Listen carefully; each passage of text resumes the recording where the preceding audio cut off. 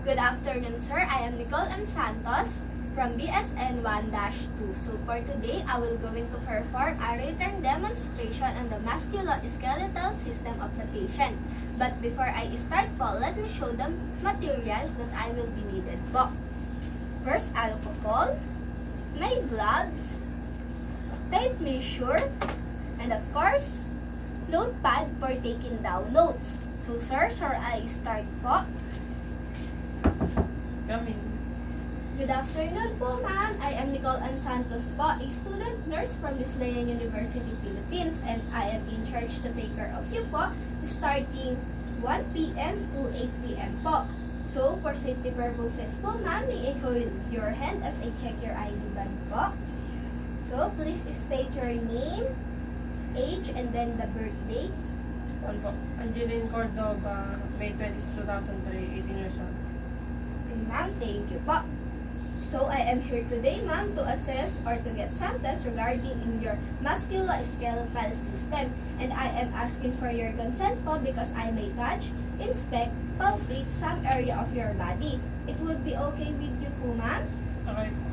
Okay, so the goal of this assessment po, ma'am, is you should not feel anxiety or any discomfort. The findings will be documented, but rest assured, ma'am, that it will be completely confidential between me and you, ma'am, and the other physician that I will refer you po. So, before we start, I will be closing the door and even the curtains for the patient's privacy. So, I will be performing a hand hygiene to prevent the transmission of the microorganism. And I will be wearing my gloves for the safety precautions.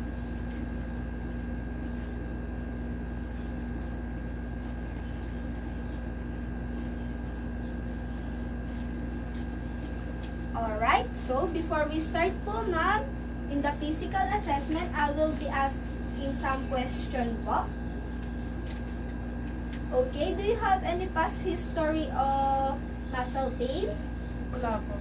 Alright, so do you experiencing any current muscle weaknesses? Wala po. Okay, stiffness po? Wala po. Cramping? Wala po. Okay.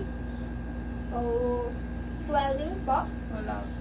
Alright, so do you have any past history po of injury? Meron po. Ano po yung nangyari po, ma'am? Na-aksidente po sa motor. Anong part naman po ng body nyo po yung pinaka-napuruan or natamaan po? Yung road ko po. Okay, ma'am. Okay.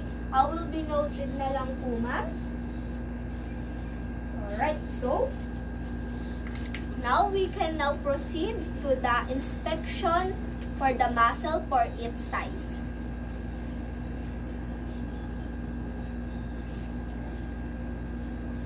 Okay, in her legs.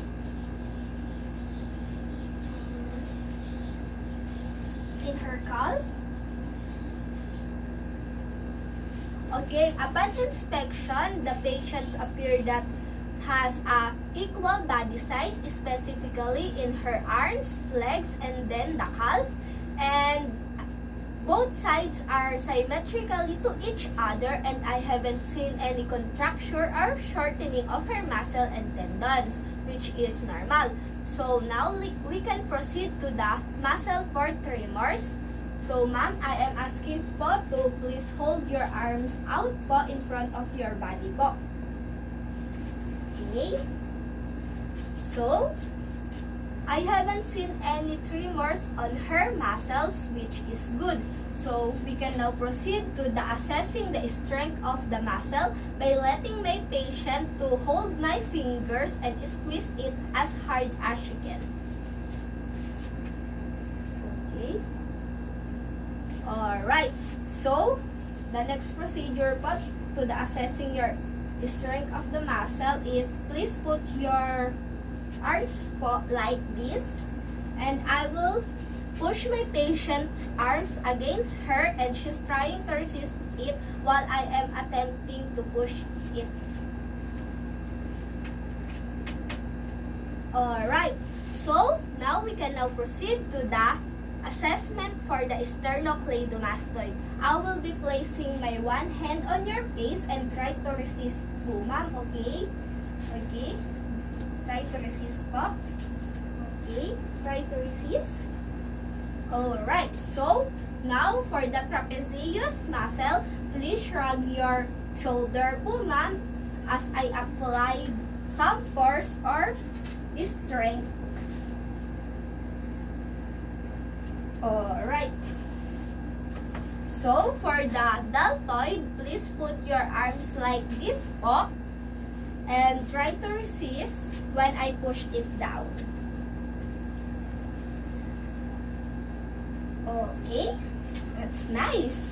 So, now we can now proceed to the biceps. So, ma'am, I am asking you po to please extend your arms and try to flex it while I am attempting to extend it, okay? Try to resist once again. Okay. Okay. Okay, for the supination, pronation, and the neutral techniques for the biceps. Okay, the supination. Okay, the pronation. And then the neutral. Okay. Pronation. Okay, supination. And then the neutral. Alright, so, before we proceed to the next assessment po, I will be asking po, ma'am, if you feel any discomfort po while we are doing the assessment. Wala naman po. Oh, okay, that's nice. So, for the assessment for the triceps, I will asking you once again, ma'am, to please flex your arms and try to extend it while I am attempting to flex your arms. Okay, try to resist once again, okay? Okay. Alright, thank you. So, now let us proceed for the wrist and the fingers muscle. So, ma'am, I will be asking po to spread your fingers po and try to resist when I push it together, okay? Okay, try to resist po, okay? Alright. Okay, so, let us proceed to the grip muscles or strength. But unfortunately, since we've done doing this test in the assessment for the muscle strength, we can now proceed to the next assessment, okay, which is the hip muscle.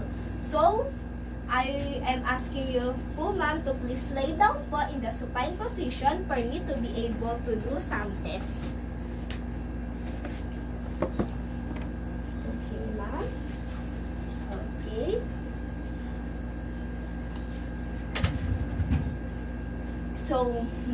So, both legs are extended and one leg is raises at a time.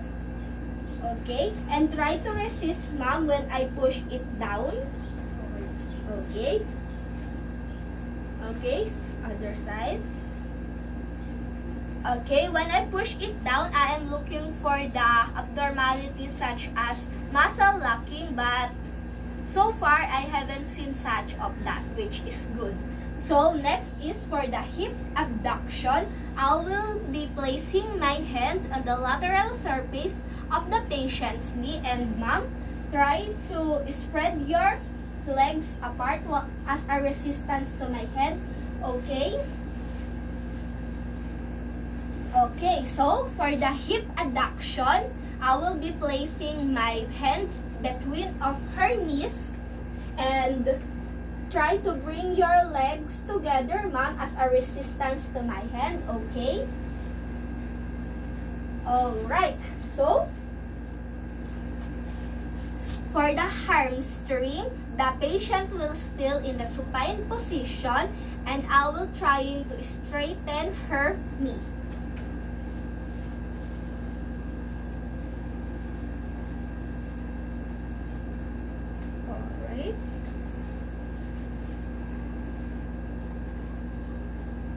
Okay, so for the quadriceps, the patient will partially extended of her knee, and I will trying to flex it once again. Okay? Partially extended lang po. Alright? Yan. Okay?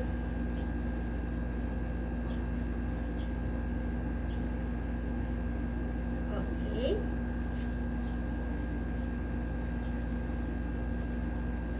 Alright, that's good. So now, we can now proceed for the ankle and feet assessment.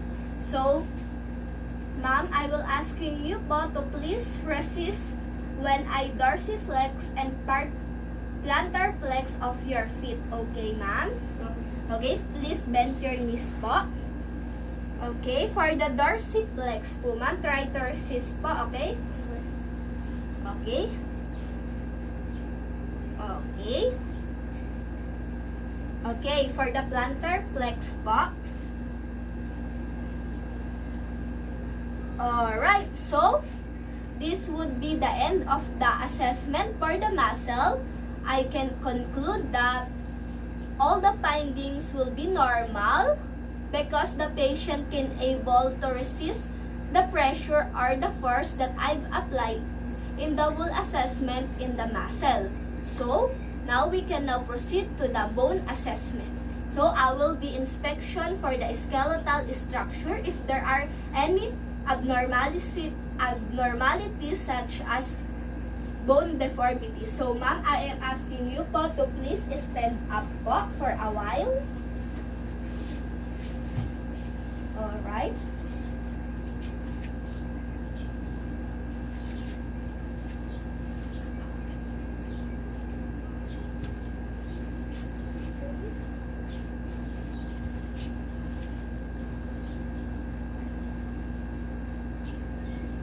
Alright. So, please lay down again too, ma'am. Okay. I haven't seen any bone deformities or abnormalities in the skeleton structures of the patient. So now is I will palpate if there are signs of tenderness or edema. Okay, I will palpate of her feet because we can find the bone prominence. Okay. Just tell me if you feel any pain. Okay po, ma'am? Do you feel any pain po? Wala. Okay, that's good. So, do you feel any pain po? Wala po. Alright. There are no signs of tenderness and even the edema, which is normal. So, we can now proceed to the assessment of the joints. For its inspection and palpation, I am looking for the tenderness, swelling, and presence of nodules.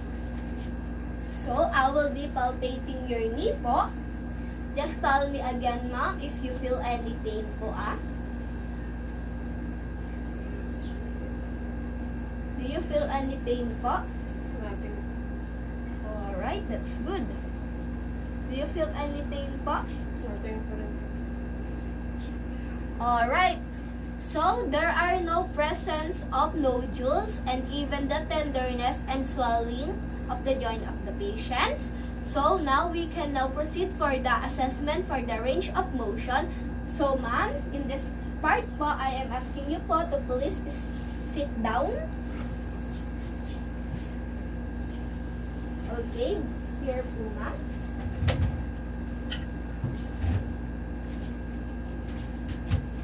So, for bone-to-bone extension, I will grab my patient's arm so she can extend it fully. Okay.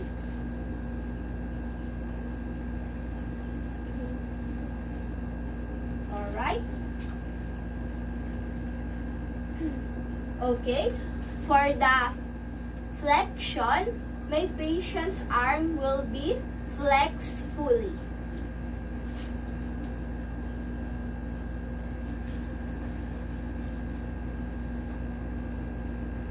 Alright, so for the supination and then the pronation, my patient's elbow will need to be flexed around 90 degrees. So, ma'am, like this pa. Alright, so for the pronation, just rotate it medially. And then for the supination, just rotate it laterally. Okay. I will do the same. Okay. Alright, thank you. So for the shoulder range of motion, I will be putting my one hand on the clavicle and the scapula of the patient, and I will be grabbing the humerus of the patient to fixate both, and it will move around 80 to 90 degrees. Alright, so when I let go of it, the patient's arms will raise around 180 degrees.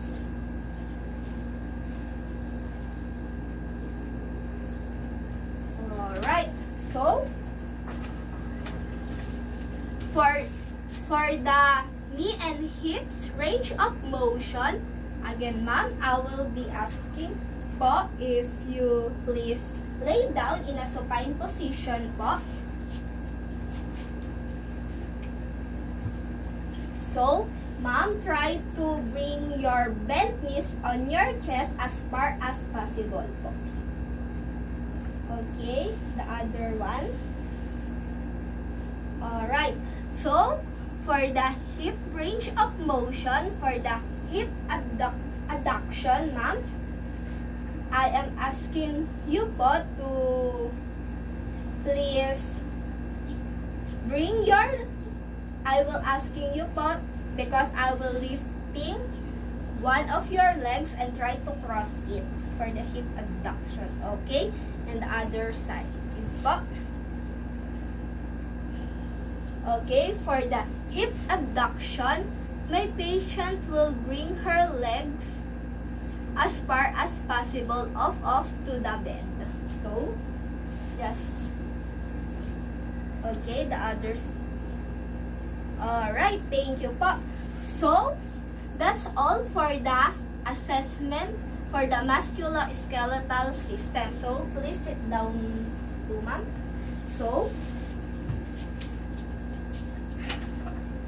I can conclude that all the findings is normal because I haven't seen any abnormalities, and my patient will do the test without suffering or feeling any discomfort. So, that's all. I will be document all the findings. So, I will be removing my gloves, and I will be performing a hand hygiene to prevent the transmission of the microorganism once again. Thank you.